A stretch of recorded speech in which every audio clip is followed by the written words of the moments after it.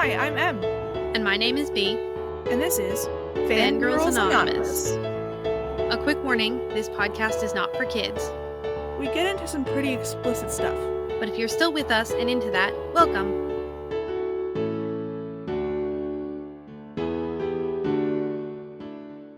Hello, Bea. Hey Em, how are you today? I am fantastic. Welcome to another Fandom Exchange. We are not excited. No, we're not excited this time. This time, we are thrilled, Yes! is what we are. Thrilled! We are thrilled. We are thrilled. What is the fandom that you are exchanging with me today?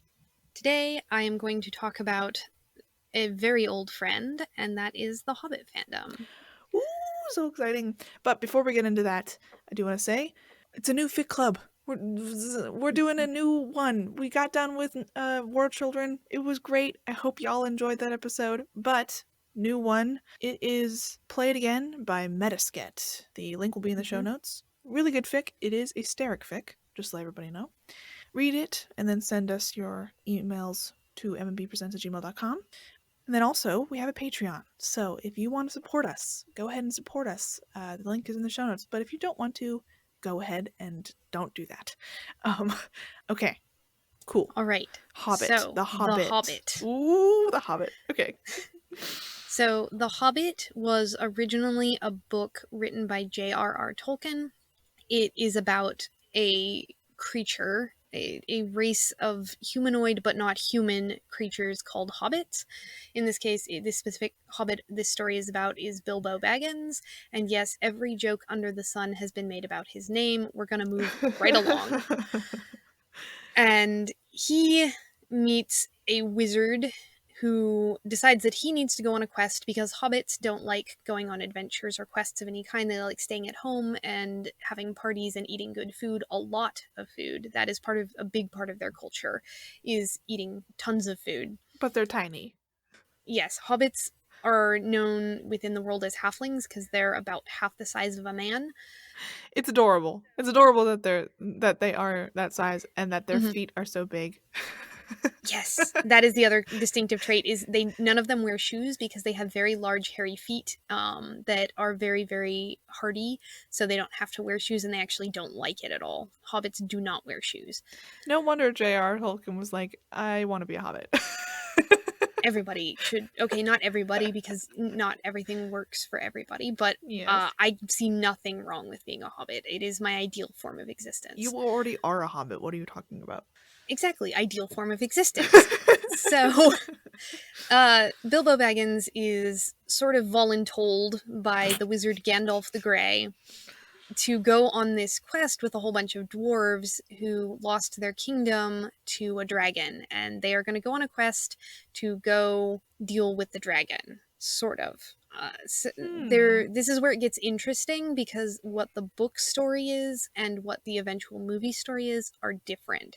So I'll get into that, but for the moment, the broad strokes of it is that he's going on a quest with a whole bunch of dwarves, 13 to be precise, to go deal with the dragon in the dwarves' home in this far away mountain, because in Tolkien's world, dwarves all live in mountains because they're miners and smiths and craftsmen.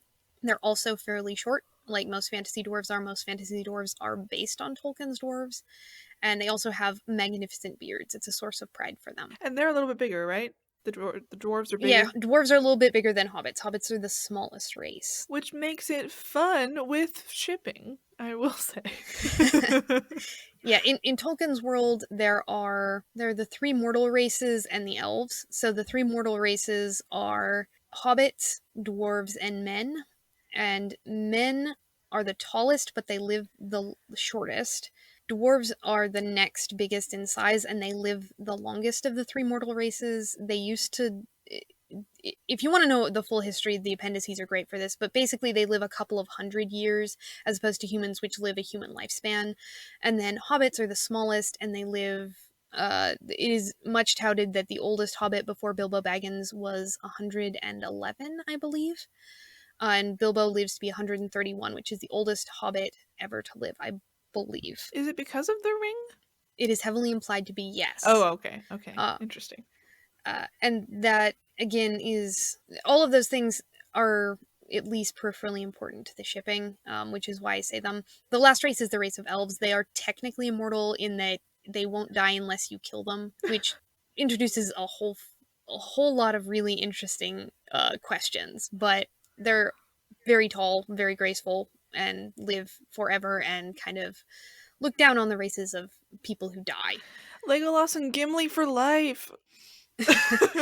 Technically, that's the Lord of the Rings fandom, which is connected, but I'm not talking about because that is a whole separate beast. We might have to go into it someday. Not this day, No, but not this day. yes. So, all of this is a very complicated mythology. Not a lot of it is super important to The Hobbit. I'm just putting it out there because if you get into the fic, it's there in the groundwater. People pick and choose a lot of the lore because it's technically continuous and consistent with itself across all of the books. So, across The Hobbit, the Lord of the Rings series, and the Silmarillion, it is internally consistent, or it should be. So, I'm mostly going to focus on The Hobbit, but there are going to be things that slip in because people do pull from the larger body of canon. So I'm going to go over a whole bunch of dwarf names really quick, and then I'm going to try and chunk them up into some family groups. I'm really sorry if this is confusing. There are 13 of them. All of them are important and have distinctive traits, and if you've read a couple of fic, you'll get it pretty quick. But for those of you who have no idea, this is going to be a whole bunch of spaghetti. So there are 13 dwarves. There is Thorin Oakenshield, Fili, Kili, Balin, Dwalin, Dori, Nori, Ori, Glowin, Owen, and Bomber, Biffer, and Bofer. Those can be divided into the direct line of Durin, who are the direct line of royalty that is going to go sit on the throne of Erebor, which is the kingdom they're trying to reclaim from the dragon.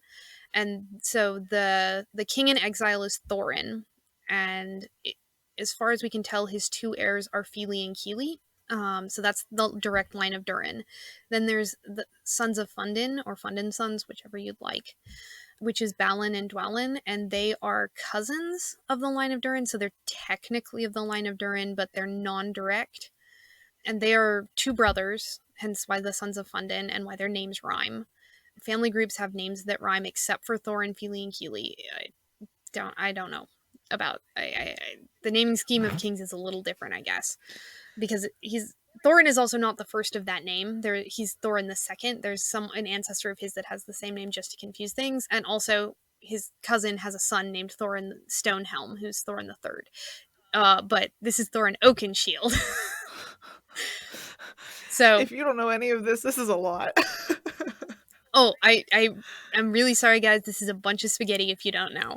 So, Sons of Fundin are cousins of the line, and they're still nobles. They directly serve the kings of Erebor. You've got... I'm sorry, I need to interrupt. Why does the Sons of Fundin, that phrase, either sound like a band name, or it sounds like the name of a place that you went to as a kid that was, like, full of bouncy houses? Like, I don't know. It just sounds like that. Anyway, keep going. Then you have the Sons of Groen, which is spelled groin. It's not pronounced that way, just so you know. It's Groen, and his sons are Glowin and Owen. They are even more distant cousins of the line of Durin, which is the royal line. And so they're kind of nobles, but lesser nobles. Also of note, Glowin is Gimli's father. So if you are like, why are they even here? It's important because Gimli is related to one of them. Then there's the brothers Ree, Dori, Nori, and Ori. They are not nobles, really. I've seen fic where they are described as being lost, distant, or non-legitimized heirs of the line of Durin, like somebody's great-grandfather had a fling and then they were never recognized. But I don't actually know whether that's Tolkien canon or not. So, for all intents and purposes, they're commoners, but they probably have a connection to the line of Durin somehow. And then there's the brothers which is Bomber, Biffer, and Bofer, and they're just poor people. They are miners and craftspeople and a cook who happened to heed the call and go on the quest. They have no connection to the line of Durin. So, just to recap, because there's 13 dwarves, but 5 family groups. There's the line of Durin, Fundin sons, Sons of Groen, the brothers Ree, and the brothers I feel like 5 groups is a little bit easier than the 13 distinct names, but I am just going to spit out names from here on out. Pull up a wiki page if you're super confused. I don't have a better way of explaining this. There are 13 of them, friends. The Brothers Ree! Yes. Well, I think that all of those names are really fun because nobody's named, Groen. So it's I've only read one fic of The Hobbit, and I've only watched the first 2 films, but like for me, it's fun listening to these names because nobody's named them, so it's kind of easier to remember them because nobody's named Durin. Like it's just not a thing, but it's cool. It's very fun to listen to. All 13 of these dwarves and Bilbo go on a quest. They go through a lot of different little adventures. The Hobbit was originally a children's book, so a lot of the adventures are kind of episodic. There's an incident where they beat some trolls, and then they end up lost in some goblin caves, and they fight spiders, and they get kidnapped by the king of Mirkwood and trapped for a while, and have to, have a daring rescue and escape. Things that you'll pick up on pretty quick, none of which are important in and of themselves in a lot of respects, because again, it was a kid's book, so the actual long-term reaching effects of any of those particular adventures is pretty much nil. The 2 important things out of the quest are, one, at one point, Bilbo Baggins ends up getting separated from the party and meeting a very strange creature by the name of Gollum, and during a game of riddles ends up acquiring a magic ring which can turn him invisible. This is important because the entire point of Lord of the Rings is that this ring turns out to be the most evil object on the face of Middle Earth, and they have to go on an epic journey to destroy it. In this book, that is never stated. There is no way of you knowing this unless you know Lord of the Rings. It is just a magic ring. I adore that Tolkien was just like, what if I get that ring from that book and make it really, really important? It's so fun. I really don't Yeah, know much he actually had about this. he had to retcon because in the original book that was published, Oh no. his version of the story was that the Gollum gave him the ring in the game of riddles as a prize for winning and led him out of the caves, and he had to, so in a subsequent printing before Lord of the Rings, he actually had to write a slightly different version of that riddle scene, which was really well done because it actually makes it a lot creepier. The idea that, because I believe his explanation for it was that this was Bilbo's original text, and that subsequent tellings and texts that people had actually gone and investigated, because the book is framed as though it were a book he has found and is translating from an older language into English, not that he's writing it as a fantasy story. It's like The Princess Bride. Have you read that? Mm-hmm. Oh, Yes. I love it when authors do that.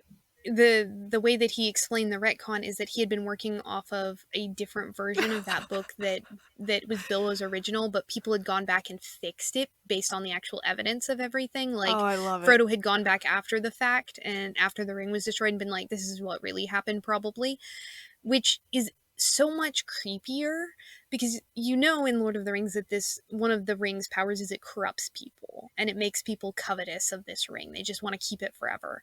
So the idea that Bilbo, in his own mind, his narrative was, well, I didn't do anything wrong, it was given to me, I didn't take it, I didn't steal it, it was this weird creature that just gave it to me, is infinitely creepier and is a great way of handling a retcon. All of that aside, the other important thing that happens in The Hobbit, other than the acquiring of this one ring, which for the sake of the story just turns you invisible, you can, and a lot of authors do, ignore the fact that it is the One Ring. That's in fact an entire trope, which I will discuss in a minute. So the other important thing that happens in the book, and I'm going to call this one thing, but it's kind of the series of events that leads to the end, is they manage to defeat the dragon. Spoiler alert.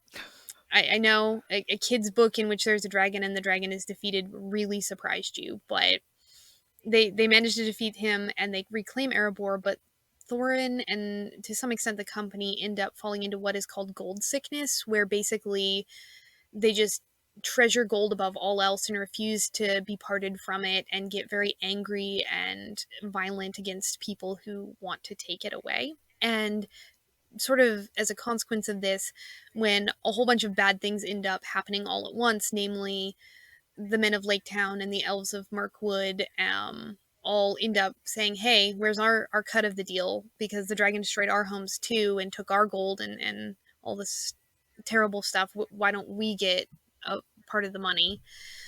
And then when a whole bunch of orcs show up to kill everybody, they end up being put in a bad situation. And there's this big war called the Battle of Five Armies because Thorin ends up calling dwarves to be an army. So there's a dwarven army, there's a human army, there's an elf army, and there are two armies of orcs coming from different directions. So 5 armies, and it's a bloodbath. And at the end of that, Thorin and his heirs die. And so Bilbo ends up going home alone, having succeeded in helping them, but also in some ways having failed. Because the king who wanted to claim the throne ended up never sitting it. It ended up being his cousin Dian, which in the movie I believe is pronounced Dane, but I believe it is Dian, ends up sitting the throne, which ironically, he's the cousin who has the son who's Thorin Stonehelm, or Thorin the Third. And Thorin ends up sitting the throne during the War of the Ring. So a Thorin ends up on the throne of Erebor. It's interesting, but the important thing is that Thorin dies at the end. Again, a spoiler, but this is important for subsequent fic. Yes, and when a sad or when a story ends in a sad way, fic ensues. Yes. It tends to, anyway.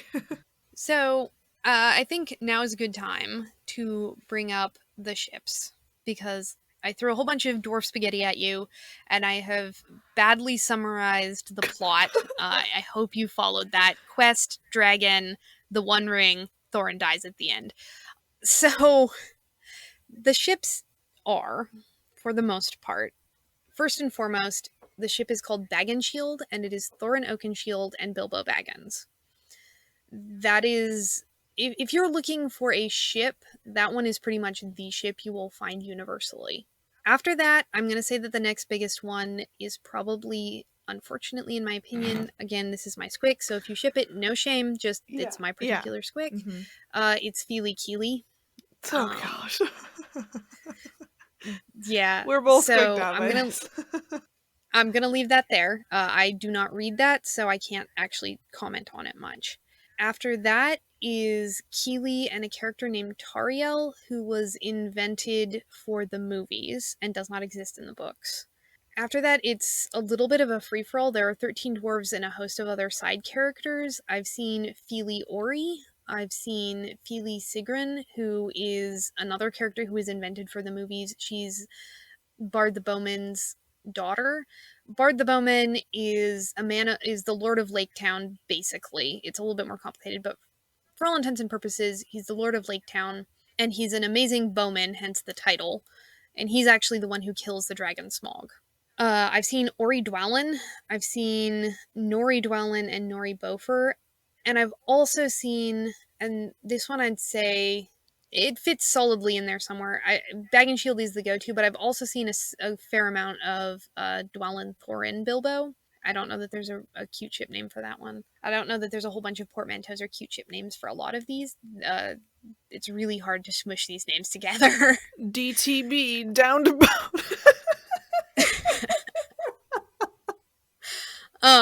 Especially because a lot of them share the same ends of their names, so if you smush them together, you're like, but which one is it? Yeah, that's true. Like, it's just the same name. Like, if it's Dwalin Ori, if you just take the D, it's Dory, which is his brother. And if you take the W, it's Dwory. And I'm like, so is that Nori at the end? Or, like, who is it? They're like secret portmanteaus. Yeah, so ambiguous, therefore you don't really see them. Yeah, it's just slashes. Except for Bagginshield, which works. Yeah, Bagginshield is the one that gets a cute name because it is kind of It's the best one. Out of all of them. It's the one you'll see the most, I believe. Although, to be completely fair, this is a fandom that actually does generally well too. Yeah. Because, and I'll get into tropes in just a second, but this is a fandom that really loves a good epic, which very much goes hand in hand with the source material. Mm-hmm. And so they actually have a pretty good track record of taking already extensive canon and expanding it further and filling in things in fic. So the gen is really fun for that reason, just as much as the shipping, because you basically are like, oh, they're doing this fun and interesting concept. Yeah, it's also a fandom that, because it was based on a kid's book, even though it has kind of a sad ending, they put a lot of effort into trying to make the endings happy if they can. Like, this is the sort of fandom you go to, and you can look through a sizable portion of them and they will end happily ever after, which can just be really comforting and satisfying sometimes. I'm gonna put out there, maybe it's just me, but I find this fandom really comforting. Well, the canon is just so not comforting. It is extremely like, Well, well, okay, it's comforting in the fact that it's a great story and people love it and people read it when they were a kid, but the ending is like, it's very complicated. Like yeah. Bilbo survives, but Hmm. like the people who were most important to survive don't. And it's like, oh god. Hmm. Which I will definitely be talking about the movie versus the book, because there's some interesting changes that are worth discussing. But before we get into the saltier parts of fandom, is the way I'm going to put that, I want to talk about the tropes, because the tropes, at least the big ones, tend to go very much with the happily ever after. So there are a handful of things that you will see a lot. Not in every fic, but a lot. And the one I'm going to put at the very tippy top of that list is marriage and courting. One of the things that fans love to do, primarily in shipping fics, is expand the idea of what courting is and how it's done in different cultures, because one of the fun things about the Hobbit fandom is you have these distinct cultures. Dwarves are very distinct from men, both because they have different skill sets and different lifestyles, but also different length of life. And both of them are very distinct from hobbits, and all of them are distinct from elves who live forever and ever. So fans like to play with that idea of what are these different cultures? What do they value? What are their norms? How do they go about their day to day business? Because it's, I believe, canon that there aren't very many dwarf women, which I'm going to point of clarity here. The preferred plural of dwarf, as per Tolkien, I believe, is dwaro, and the preferred nomenclature for dwaro women is dwarodams. So that's probably what I'm going to say, just because that's what's used. Uh, Fascinating. so there aren't very many Dwaro dams in the population, and they don't have a lot of children generally. But they're very long lived, so it kind of balances out. So the idea that expanding on how a dwarf, who there aren't very many women to court, so maybe they're more open to other relationship possibilities, but they don't have very large families, and also they've got a culture of crafting and mining. You maybe having cultural traditions around having, say, just to spitball out there, a long courtship because they have long lives. And the way that you court is through making gifts because they really admire craftsmanship. And dwarves are also really particular about their hair and beards. So maybe it's about, there are certain ways of decorating hair or beards that denote something, which is why in a lot of fic you will end up with braiding being a very important part of courtship, or beads, hair beads that you put at the end of a braid or in the middle of a braid to denote courting, or a host of other things, like if you've got children, if so how many, how wealthy you are, what your craft is, so on and so on. Hobbits, on the other hand, have tons of children. They canonically have huge families, but they don't live nearly as long. So maybe hobbit courtships are very quick, and they also value food and gardening. So maybe their courtships have more to do with plucking flowers to give to your sweetheart, or cooking them a good meal. And then when you get, say, a dwarf and a hobbit courting, how does that work? If Bilbo very specifically picks some flowers and gives them to Thorin, and Thorin has no use for them, Wow, thanks, babe. or if Thorin wants to give Bilbo a bead, and Bilbo's like, "Well, that's very nice. What do I do with this? Yeah. How does that fall out?" Sometimes I just love how people think in fandom. I just, it's so fun. All of this is so fun to me. Because the one fic I have read is like, it's essentially just this. It's just talking about this and politics. It's so good. Hmm. It's so good.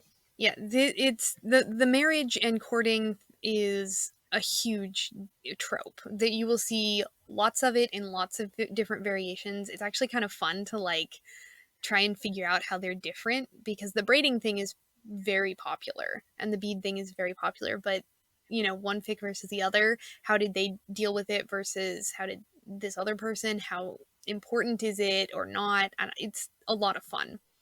The next big trope is time travel. And if you sort on AO3 Hobbit fic by kudos, the first one that's going to pop up is time travel.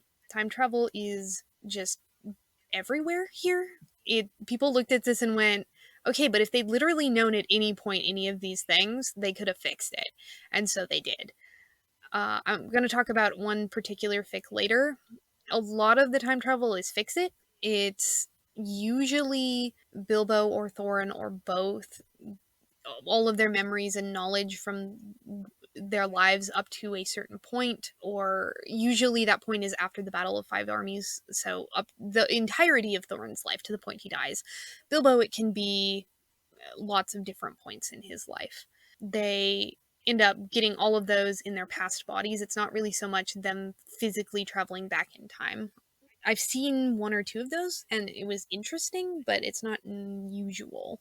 There isn't a whole lot more to say about that. It's some pretty good old fashioned time travel fix it with, sometimes world building, which is also fun.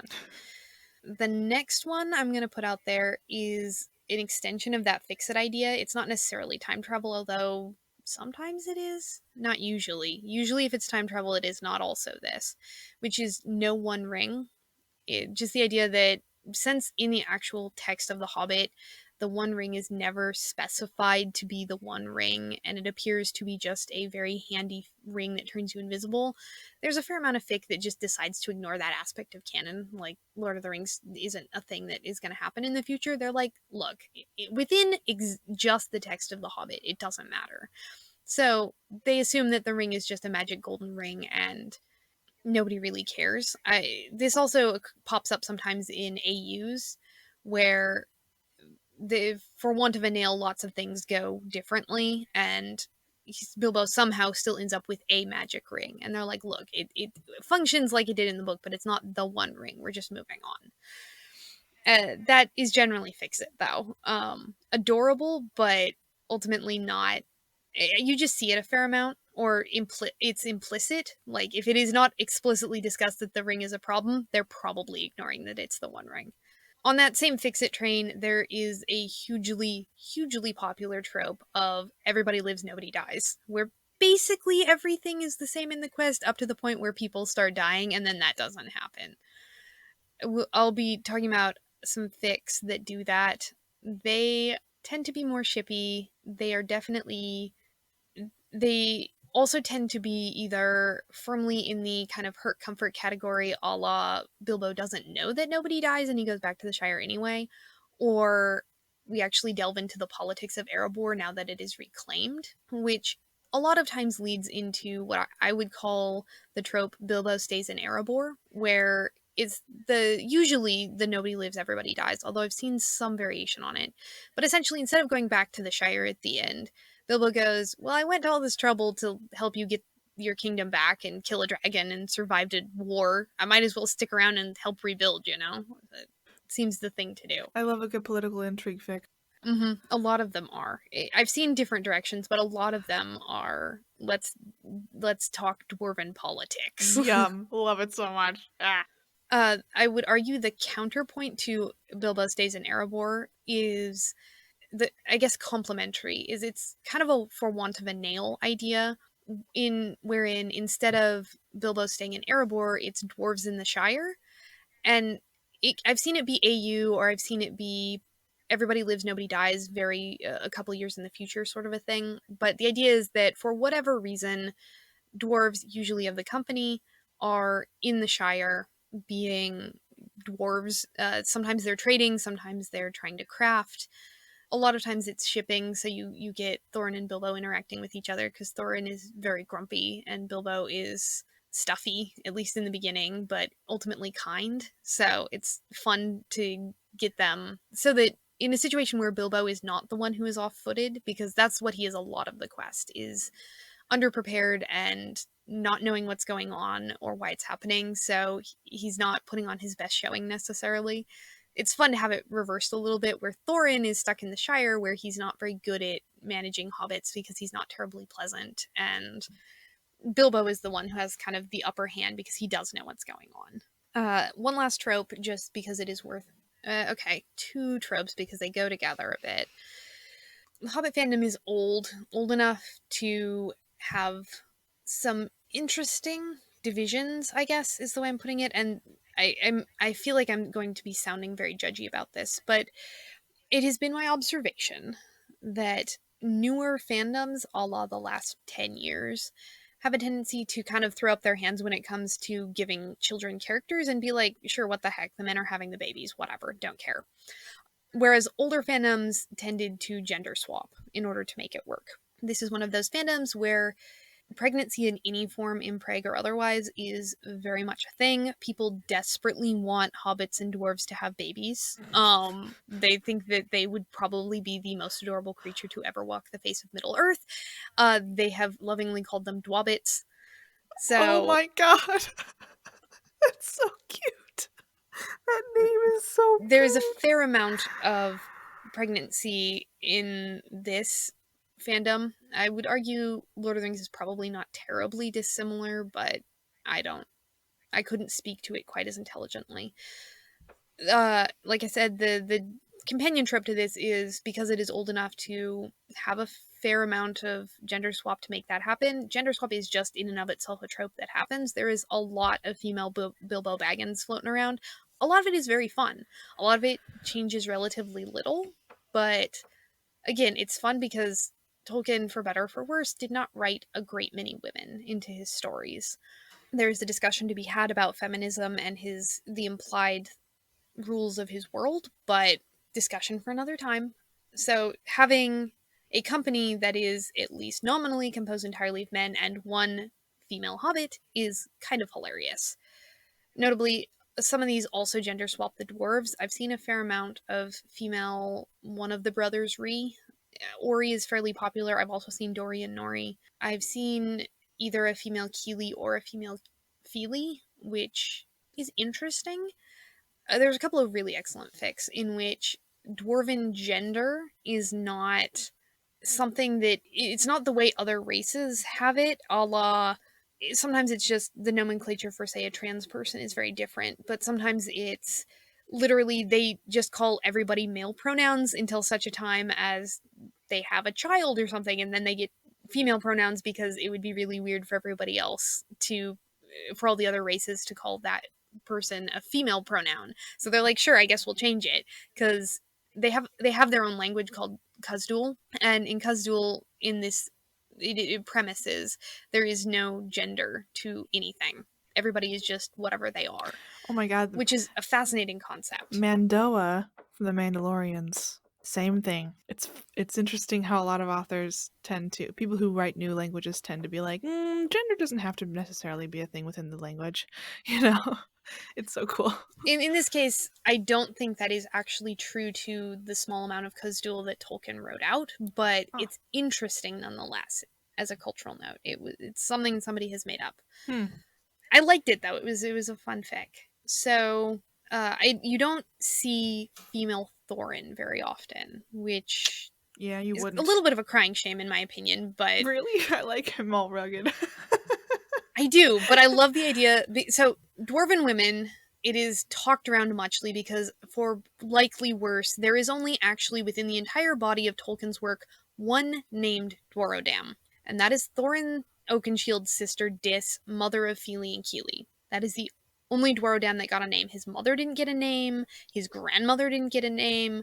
None of the other characters' mothers got names. Notably, dwarves are a fairly insular culture, and it is postulated that because Dwarrodam at least supposedly have beards, that maybe outsiders did meet some Dwarrodams and never knew. Which... yeah, that's true. Yeah, that... Anyway, we're gonna move right along.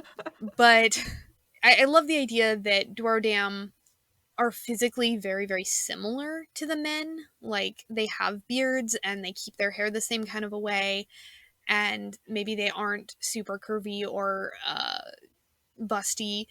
in a way that, say, a Hobbit or a man would expect. So you could have a Thorin who's still very rugged looking, That's who true. is absolutely a female, and I think that's hilarious.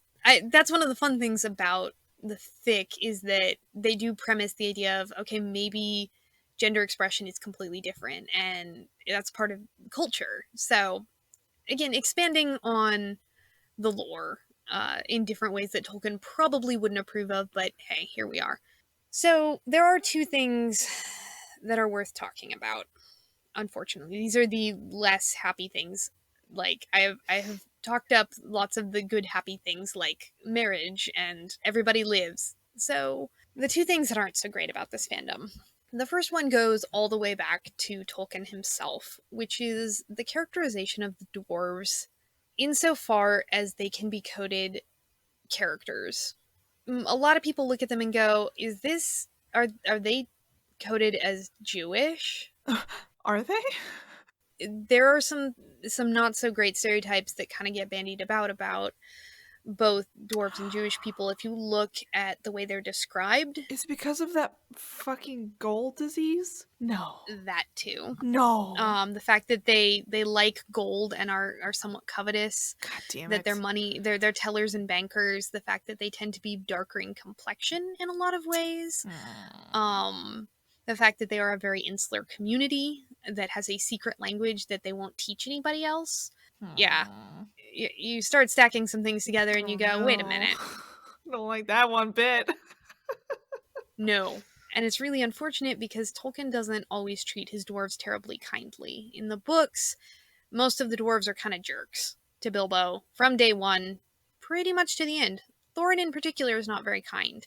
He is holier than thou in a lot of respects. He does not. He's a king. Yes, he is, but he's a king who has a right way, and it is his way, and you will do it that way. And at least some of his arc is becoming more humble, which is a point that I want to talk about in a difference between the book and the movie. So there is an argument to be made for some anti-Semitic feeling within the text of the books in relation to the dwarves being coded Jewish. It's not great. It's there. It's worth talking about. I'm not sure how often it explicitly crops up in the fic, but like I said, a lot of the community is very fond of the books through Lord of the Rings and so on. So it's in the groundwater. It's worth talking about that. Sometimes it just, you're like, look, Tolkien wrote this, and then you don't think too hard about it. So it's fair warning, it's not great. The second thing is books versus movies. The books and the movies are very different. The book is ultimately a children's novel. It has some adult themes in it, but it was written for children. And the specifics of how the quest went are different than what happened in the movie, which means that there are book purists who get kind of upset when people just fold in movie stuff, especially some of the less popular movie stuff, a la I mentioned earlier, one of the ships is Keely Tariel. Tariel is a character that was created wholesale, and she is not well beloved, especially by Tolkien aficionados, because she feels as though she were in the movie exclusively to be in a love triangle, which is tacked on and silly. It starts nowhere, it goes nowhere, it ends nowhere. Keely still dies, the end. And it's not even really a triangle, because the other point of this angle is Legolas, who also shouldn't have been in the movie, who you don't actually see interact with her very much or very often. Like, there is some salt thrown around in that particular aspect, where there are people who watched the movies and didn't read the book and really enjoyed aspects of them and incorporated them in, and that sometimes offends the book aficionados. But a lot of times, since they're already kind of stretching canon anyway and playing with it, it's not hopefully a huge deal. For my part, I am not offended either way. It is what it is. But it is worth noting, in my opinion, that some of the changes that were made in the book versus the movie do have some implications about the themes they're talking about. A lot of the changes were just adding in action sequences. Take that as it is. So, yeah, I didn't enjoy it, but a lot of it, I've seen people just edit it right out, and it changed nothing about the movie. So you know, you can edit it in, you can edit it out, it doesn't really matter. The two things, and they go hand in hand, that were a little bit odd is in the book, like I said, Thorin is kind of a jerk and he's kind of holier than thou. And his emotional arc is that he ends up going gold mad and getting dropped into a war somewhat of his own making and getting killed for it. But on his deathbed, he has a speech for Bilbo about how he was wrong and how he should have cared more about Bilbo's opinions and he shouldn't have just been up on his high horse and he shouldn't have been swayed by greed and gone to war kind of irrespective of good sense. And that's an interesting emotional arc. In the movie, Thorin is from the get go a much more even handed character. Like, he's still a jerk at the beginning. That's an important part of his character. But there comes a point where he does grow to respect Bilbo. And so when he gets thrown into Gold Madness, it's less about him being humbled and ultimately paying the consequences for poor choices. And it's more about his relationship with Bilbo in some respects and his own self-respect and the fact that he had kind of been holding himself to this higher standard this whole time and thought he was above it, and then he wasn't, and then he tried to do the right thing and got killed anyway. And it's a different message, it's a different feeling. It also doesn't help that in the book, Bilbo is sort of forced into participating into the battle, at least in the beginning. But within the first couple of minutes of the battle, he gets brained by a rock and is passed out for the entire battle. Oh my god. Isn't part of it. Which, as an adult, looking back on it, I have to think that that was Tolkien looking at the situation he'd written himself into, this grand epic battle, and knowing his own personal history with warfare and going, there is no way for me to write this battle at all for kids. There is nothing glorious about it. Like, there's no way for me to write what will be a terrible tragedy and have Bilbo, who is a soft, innocent hobbit who thinks who his strengths are cleverness and wit, come out the other side if he participates. I can't put that on the page, you know? And so Bilbo is knocked out. He's not part of it. And part of the message in so doing is, although he missed the terrible parts, he's still left with the tragedy at the end. His friends still die. And there's nothing he can do about it. As a child, it always hit me as him saying, warfare is terrible, and there's no way for me to write it into a fairy tale for it not to be terrible. But in the movie, they don't do that, because they want their action sequences. They already padded out so much of the movies with action sequences, so they were like, okay, the Battle of Five Armies is the whole last movie, which is another discussion on why that was a bad idea. But you have Bilbo participating, and it's a little bit weird, honestly, because the book was very much about, this is terrible, this is tragic, and the movie was like, but look at this cool fight scene! Look at Legolas doing this impossible thing like a video game character! And, you know, Thorin being majestic and swishing his sword around and hunting orcs, and Bilbo's helping him, except for he's not really, because Thorin dies anyway. And, I don't know, it's weird. It's a very odd message in that context. Personal opinion. There are some other weird things like that. In the movie, Bilbo is supposed to go and steal this very important rock, the Arkenstone, and he's supposed to sneak in to Smaug's lair while he's there sleeping and do so. In the book, he's actually hired to steal anything. He could have stolen like a handful of coins, you know, in his pocket and left, because the idea was that he was proof of concept that you could steal from a dragon, so that then they could summon an army to kill the dragon and get the rest of it. There was no specific thing. So in the book, he actually steals a cup, which, if you look carefully in the movie, you'll notice that there is a cup flying around that I'm pretty sure that's a nod to that. So book versus movie, it's very different. They made choices. Not all of them great. In terms of fic, I'm not sure, due to the fact that Thorin was a big jerk in the book, how much of a romantic relationship I can infer. But in the movie, it's not even like subtext, really. I mean, Thorin's dramatic "I die, Horatio, I die" death scene is between him and Bilbo. It doesn't really get more shippy than that. Like, let's look over here, side eye, at Merlin, who did the exact same thing. Somebody dies in a ship and it's really sad, and then everybody's just like, you know what? We're gonna make it better with fic. Mhm. That's what's gonna happen here, and that's amazing. This fandom is all about that. They're like, we're just gonna fix everything. Don't worry about it. I think it is time now for some examples of what I'm talking about. The first one I'm going to talk about is called A Shot in the Dark by Silver Pup. And unless things have changed, it is the number one fic on AO3 by Kudos. This is a time travel fix at AU in which Bilbo Baggins, at the end of his life, has all of his memories sent back to his body just before he ends up going on the quest to Erebor, knowing all about the One Ring, knowing how the quest for Erebor ends, everything. And he decides to go on the quest in order to save Thorin, who he's been in love with his whole life, and as many of his companions as he can. And also because Frodo, who carried the One Ring, was his nephew and he loved him dearly, he decided that instead of having Frodo do it, he was going to take the One Ring and destroy it. And it's this incredibly long, epic story in which at least the first half or so is pretty much the quest for Erebor, with Bilbo just being a little bit more competent and the dwarves being suspicious of this weird little hobbit who's like nice to them, even though they're not always nice to him, and is helpful and seems to just kind of know things sometimes. The second half is basically him deciding to take the ring to be destroyed, and he ends up having his own little quest with a really unlikely party of members, which I don't want to spoil because it's really interesting. If you want a time travel fix at AU and you want to know what the Hobbit does and how it does it well, this is the one.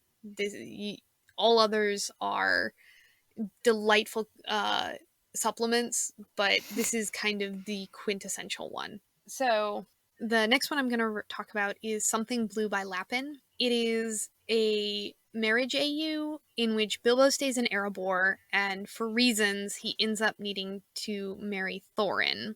And it's set a little while after that when they're married, and Bilbo is under the impression that this is sort of a marriage of convenience, that Thorin had to do it, he had to do it. Now they're married and they're making the best of it. And this is, of course, not quite true. This isn't the way it is. But it's a very sweet story, and it has a lot of pining and jealous Thorin and misunderstandings and so much gardening. So if you need something that's just it makes you happy inside, this is definitely one. A Shot in the Dark is kind of an epic. It's got a lot. This one is just short and sweet. Yeah, so this was the fic that I was talking about earlier in this episode, and it's so good. It makes me so happy. Like it makes me so happy because when you're reading it, you realize how happy they could have been if Thorin had survived. How happy and content these two people could have been. These two beings could have been if Thorin had survived and Bilbo had stuck around and they got married, and it's just it warms your heart when you read it. It really does. It's something blue and it's so good. Like it's my favorite. It's my favorite, and I guess by default my least favorite Hobbit fic because it's the only Hobbit fic I've ever read. It's so good. Anyway, high recommend. If that is an indication of what Hobbit fic is like, go read all of the fics that B is telling you to read because oh my god. Mm-hmm. So this one, so I'm gonna classify this one as a really good Everybody Lives Nobody Dies AU. Like It's I the best really one, enjoy yeah. it, and I wouldn't say it's the best. I hesitate to classify. There are just so many wonderful ones, but Well, it's it the one that's on the list. Let's just put it that way. it is the one on the list because I think it is an excellent representation of it, Mhm. and it's just really sweet. If you want one that's about marriage and about Bilbo staying in Erebor and everybody living happily ever after, this is the one. The next one is an AU of the quest. I didn't put any AUs in here. I have a couple that I really enjoy, but I'm trying to give you a sampling platter of things that I've already talked about here. This one is called Buried Knowledge Found by the Right Hag, and this one's short and a little weird. It's a female Bilbo AU. They go on the quest, and things are ever so slightly different because this Bilbo is at least somewhat clairvoyant. Really? It's really subtle, and it's the way it's written, you're almost is she, isn't she? But she manages to fix it. It's a little bit of a fix it, but it's a weird dynamic having a Bilbo who is she's not necessarily, she's still a hobbit, she was still raised in the Shire, she's not used to adventuring, but at the same time she has these abilities that sort of help her along. And it's interesting watching Thorin having some more respect from the get-go. Like, he doesn't just steamroller over her the way he kind of does in the actual canon. So the way in which the story changes feels very organic and natural without things changing a ton. So they still encounter the same problems, and they even encounter some of the same consequences, but the ultimate consequence, the sum of all of these little changes, feels like it makes sense. It's an odd one. I don't I really enjoy it, but it's odd. The last one I'm going to talk about is Whenever I'm With You by Birdkeeper Link, which it's a Dwarves in the Shire AU. In It's pre the quest. It's where Thorin and his family and all 12 of his companions, he's the 13th, end up getting kicked out of where they were staying for wanting to go on the quest, basically, and having to take all of their family with them. And they have nowhere to go, and they wash up in the Shire. And the Shire isn't super welcoming to them, but they end up basically squatting in an unused forge that Bilbo, who is a fairly wealthy hobbit, ends up being the owner of. And Bilbo, who is like, look, I have nothing exciting going on in my life right now. I'm wealthy. Everybody here is either related to me or related to somebody who's related to me. It's the gossip mill is very boring these days. So he's like, sure, stay. You know, stir the pot, get things going in the Shire. I like it.